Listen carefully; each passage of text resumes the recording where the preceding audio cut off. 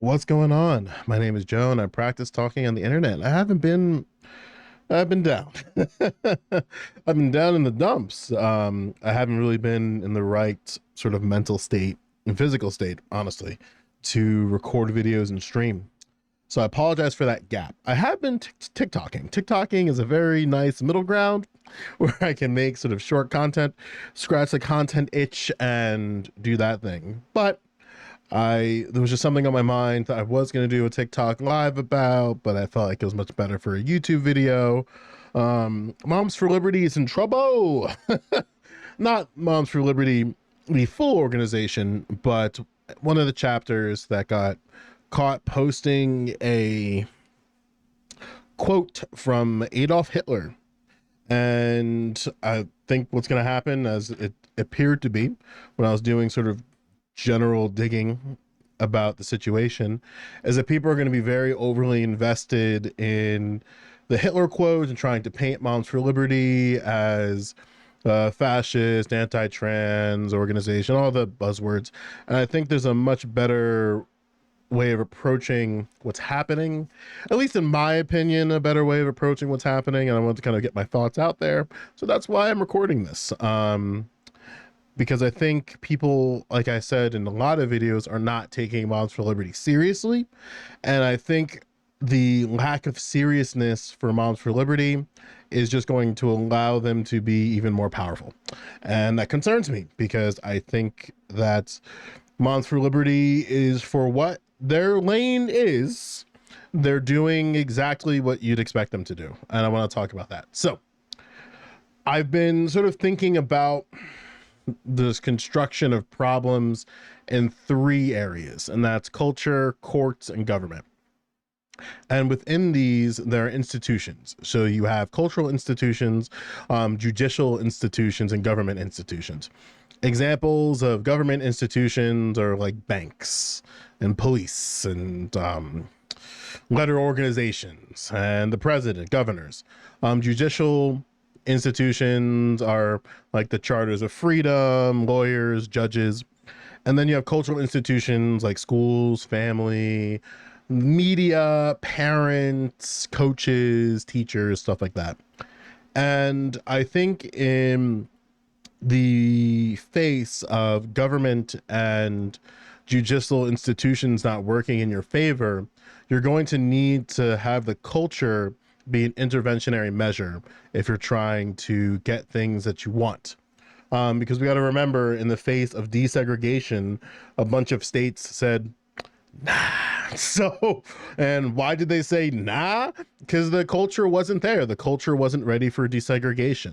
No different than the culture wasn't ready for same-sex marriage. And no different now, where the culture is trying to figure out how they feel about trans people.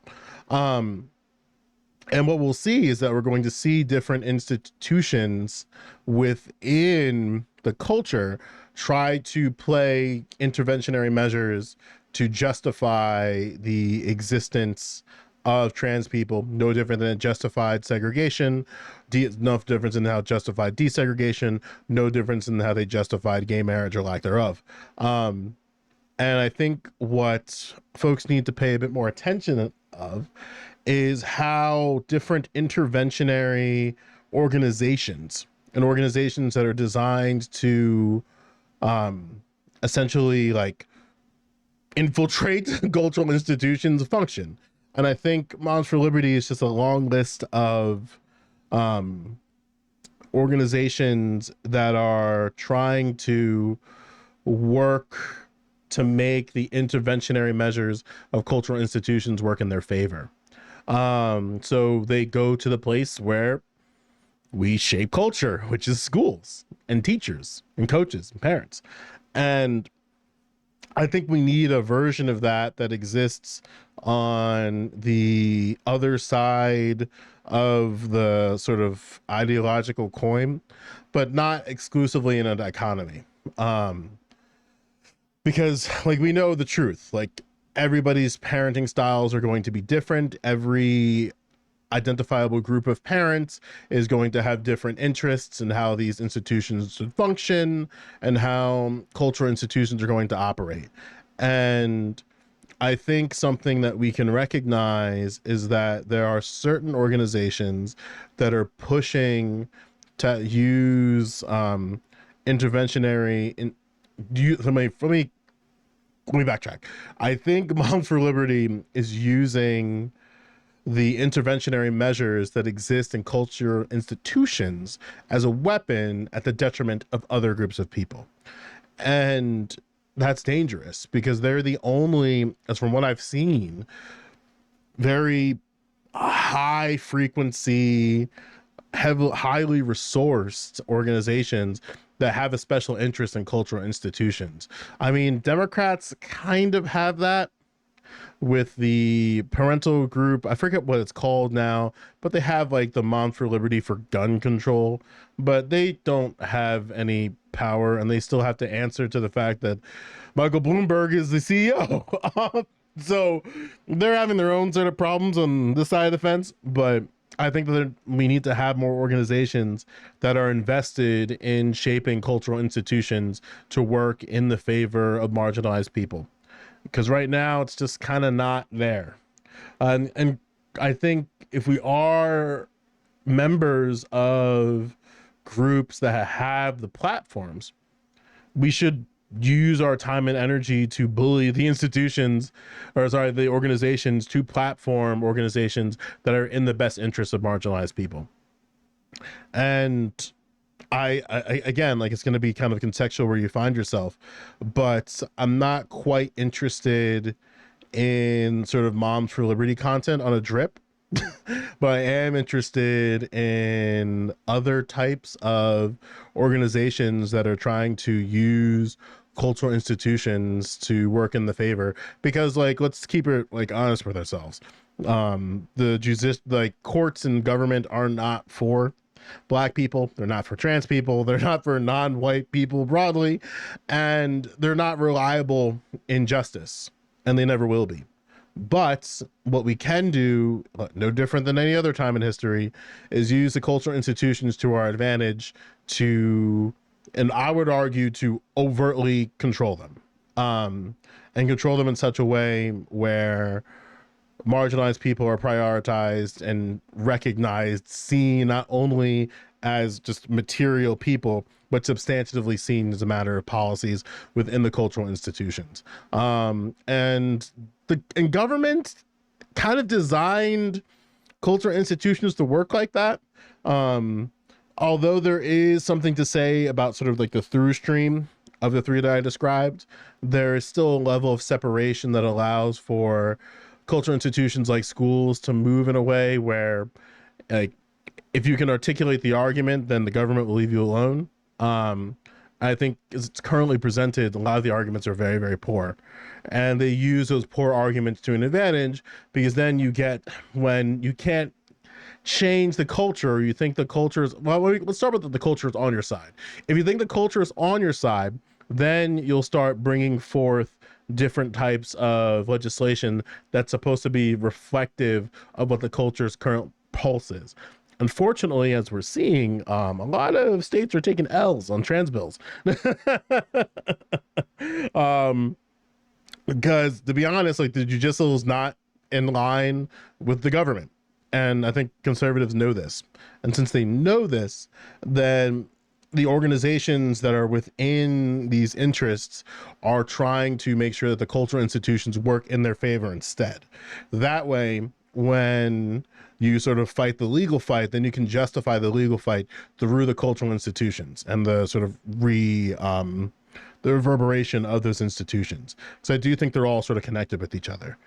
Long term, I don't know what way there is going forward outside of just building organizations and building organizations, coalition building, and really being serious about cultural institutions, really being very serious about schools, even if you don't have kids in your district, or children in your district, excuse me, being very invested in families, being very invested in religion and like, such as churches and stuff, being invested in the media, being invested in parenting, even if you are not a parent yourself, coaches if you're not a coach, teachers if you're not a teacher. I think that we lose sight sometimes where those who are on sort of like the ideological right in America, they're invested in these things regardless if they are coaches, teachers, parents, priests. um, they're just invested in this, and they take cultural institutions seriously. And I think that while those on what we believe to be the American left, they treat them seriously to an extent, but they're not aligned in how loud it has to be. I think it has to be a lot louder than where it's currently presented. And maybe there's like liberals to fault to this, the idea of like sort of comfort leading the way in the justification or lack thereof of certain things.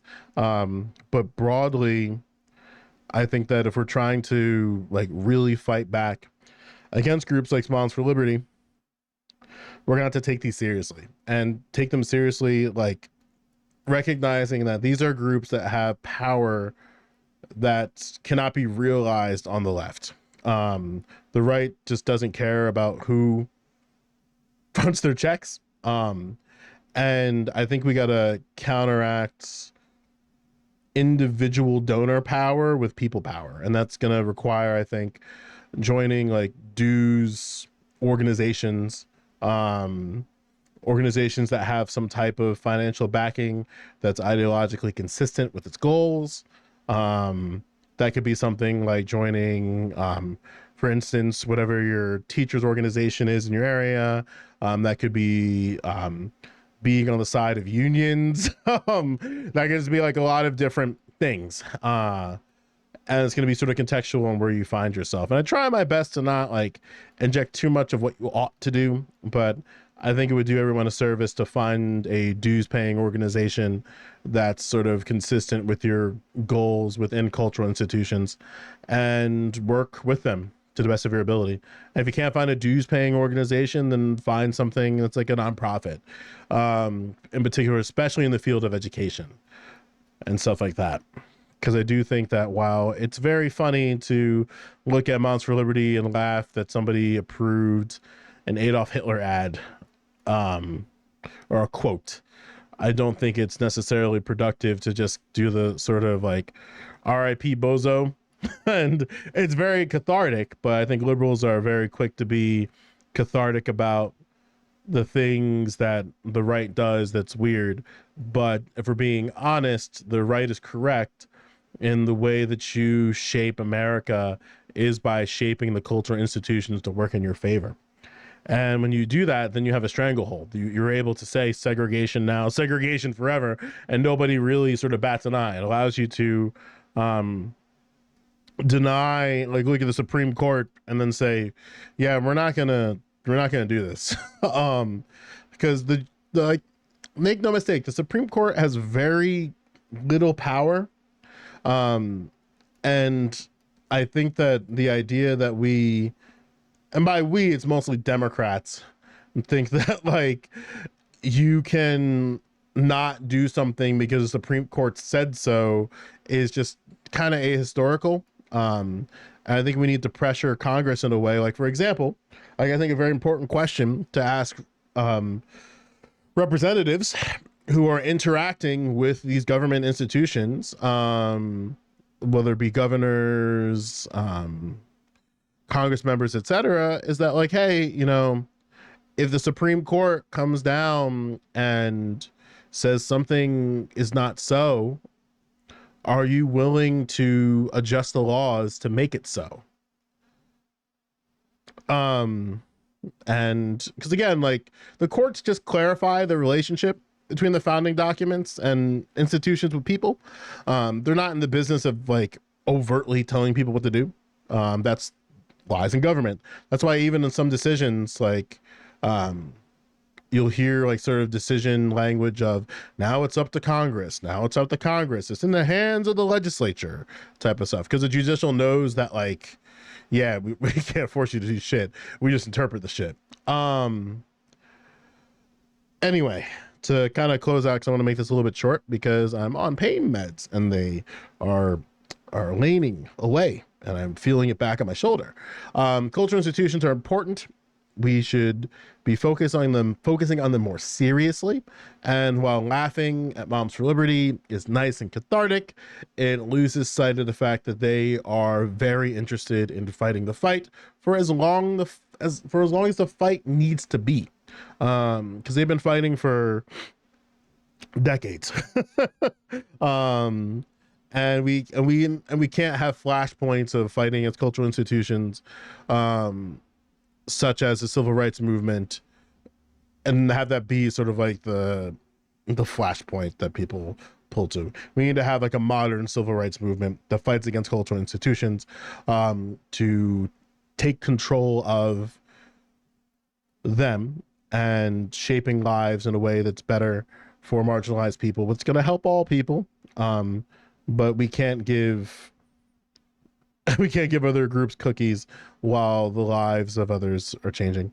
We'll talk more about that in a different day. I'm gonna take a nap, so hopefully this wasn't too disorganized, and I hope you're doing well.